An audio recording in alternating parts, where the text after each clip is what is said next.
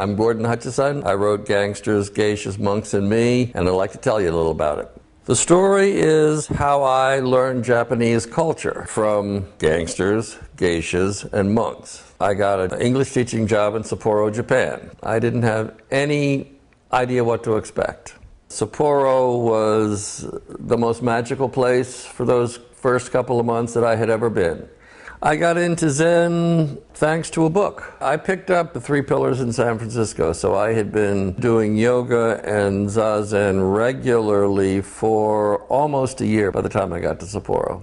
I looked for Zen temples in Sapporo because I hadn't thought about going into a temple at that point. I just wanted to take it up a notch as opposed to a quantum leap. I had a Japanese lesson the next day, and I mentioned this to my Japanese teacher, who also happened to be a tea ceremony teacher, and since the tea ceremony came from Zen, I asked her if she knew anybody who could possibly furnish me an introduction, and a month after that she showed me a picture of this Zen temple that did have foreigners, and there were 5 Western monks standing in front of an old gate. That was Hoshinji, and I wrote them a letter. They said, come take a look. They had mentioned that I might want to wait till the spring, till it was a little warmer. No, couldn't do that.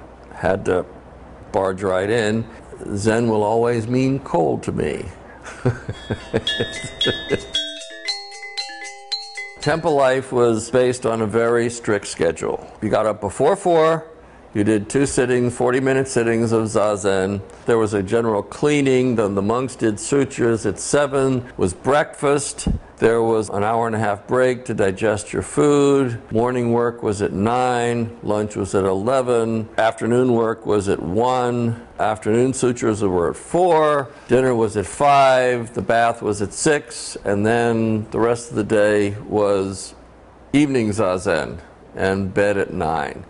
So there was no way that I was going to study Japanese with that kind of a schedule. So at the end of 6 months, I moved into the city. Life in town was not a whole lot different from life in the temple in the sense that I was on a very strict schedule.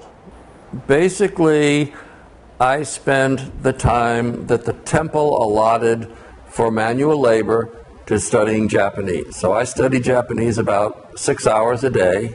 And I had to make an hour for teaching English at night.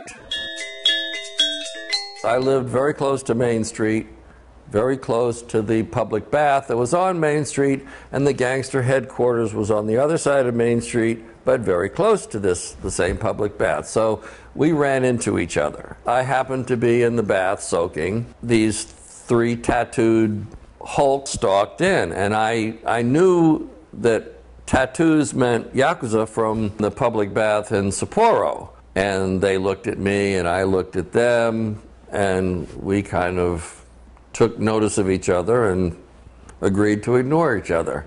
One night I ran into them at night and they said, well, let's go drinking. I went drinking with these guys and they were boring. You know, they asked the same questions. The Japanese are better. It was a pissing contest. So I basically said, well, I won't do that again. But then a couple days later, this big hulk walks up to me and he says, well, I run things around here. You can't go drinking with my boys and not with me. And I remember very well, I had a cigarette in my hand and I leaned back and I said, gee, sounds like everybody's the boss around here. And this guy, his face didn't convulse, but his eyes got narrow. And I knew I had put my foot in it. So I very gingerly lowered my chair to a full sitting position. After a few very tense seconds, he said, well, I'm the boss, and we're going to go drinking. And in those few seconds, I realized that he had forgiven me. And that was fascinating. I discovered that he was very different, not only from Obamans and Japanese in general, because he didn't ask the same questions. He listened to what I was saying, and he asked me questions based on that. I did the same thing. We had a conversation. First time I'd had a great time in as long as I could remember. Ever since I stepped off the train in Obama, my world had been turned on its head. Everything I did was wrong, and they expected me to know their way through osmosis, and I didn't know that, so I put my foot in it quite a bit. But I realized that even though Zen was strict, it wasn't puritanical, and there was nothing wrong with having a little fun. And this was the first guy I really liked as a buddy since I came to Japan. Apparently it was the same thing for him. Now, he was a gangster, he had his responsibilities. I was a foreigner studying Zen, I had my responsibilities. There was no way we should have been friends. And this brought on the anonymous phone calls to the temple, and I basically alienated the whole town.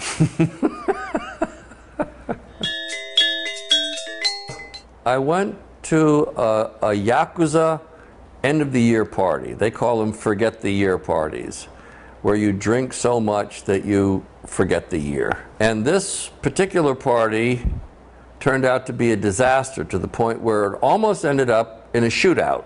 That happened in December of 1978, and I decided to leave in December of 1979 because I had talked to this monk who had been to ICU, International Christian University in Tokyo, which had an excellent Japanese program for foreigners. He advised it highly, so I decided to go there. But I had no money. So I went to Murata, and with one phone call, boom, he got me a job. The guy said, sure, I'll take him on. He can work at the cabaret and he can teach English to the hostesses. That's how I got to Nagoya. I taught the staff, the male staff, and I taught 2 classes of women. And basically it came down to women who wanted to improve their pay scale by learning English, and it was totally quixotic to ever think that they could learn enough English to up their pay scale in 7 weeks. And the other ones heard there was a sexy teacher. So, about 2 days after I first started teaching them, and I worked long into the night, you know, doing a whole course on, from when the customer walked in the door, hello sir, how are you? To thank you for coming, please come again.